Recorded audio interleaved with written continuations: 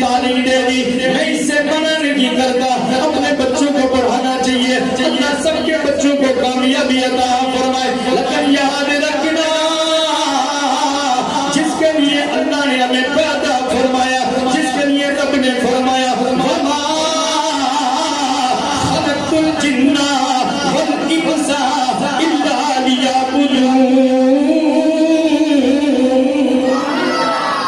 فرمایا میں نے جنوں اور انسانوں کو فقط اپنی عبادت کے لیے پیدا کیا. دیکھیے نا موسیٰ کریم تیسرا دوسرا دن اور رات کا وعدہ نہیں ہے.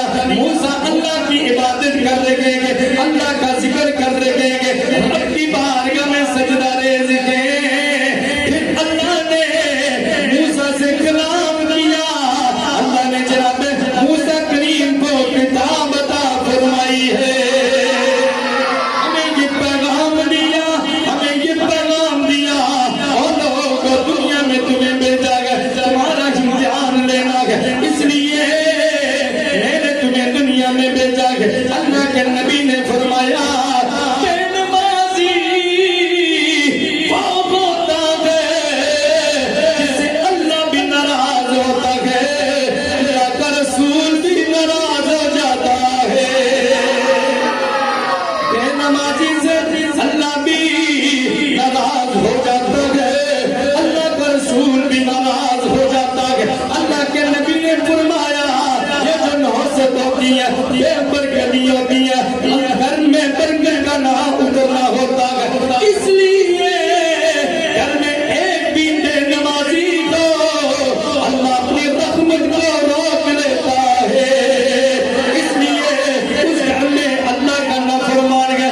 یاد رکھنا میرے سونے پیارے کملی والے آقا علیہ الصلوۃ والسلام نے فرمایا, آمنہ کے لال نے فرمایا, او لوگوں جو جان بوجھ کے نماز نہیں پڑھتا, جان بوجھ کے نماز کو چھوڑتا ہے, فرمایا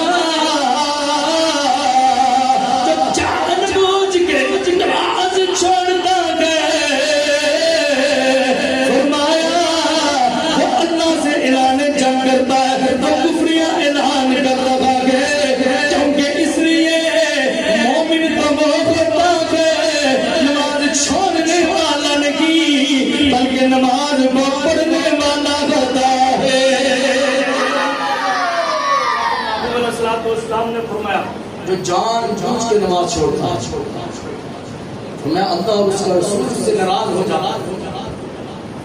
اللہ کے پیارے محبوب علیہ الصلوۃ والسلام نے فرمایا کہ نماز مت چھوڑو, کیونکہ نماز وہ ہے کہ جس کا حساب سب سے پہلے قبر میں لیا جائے گا, سب سے پہلے تم سے پوچھا جائے گا. سمجھ شام جو بے نمازی ہوتا ہے جناب سلطان بہو رحمت اللہ تعالی علیہ آپ فرماتے ہیں کہ جو بے نمازی ہوتا ہے اس سے خنزیر بھی پناہ مانگتا ہے. اور شیخ سعدی فرماتے ہیں رحمت اللہ تعالی, لوگوں بے نمازی کو قرض نہ دو, کیوں اس لیے کہ جو رب کا